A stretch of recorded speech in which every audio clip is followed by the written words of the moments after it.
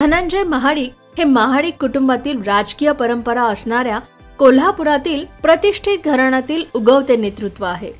किमान यांनी तरी महाराष्ट्रातील आणि खास करून कोल्हापुरातील राजकीय परंपरेचा भान ठेवून बोलणं अपेक्षित होतं।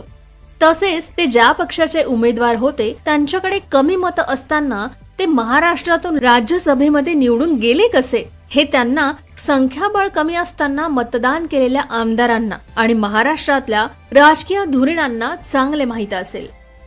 खरोखरच महाराष्ट्रातल्या लोकप्रतिनिधींना एक वेगळी परंपरा व एक चांगली ओळख भारतीय राजकारणामध्ये आहे। त्यामुळे सध्याच्या राजकीय परिस्थितीमध्ये नेतृत्व करणारी मंडळी यांनी अशी दमबाजी, बटेंगे कटेंगे, शारीरिक व्यंग दाखवणे असं काही करून या परंपरेला गालबोट लावू नये, हीच महाराष्ट्र राज्यावर प्रेम करणारी व अभिमान असणारी गर्जा महाराष्ट्र माझा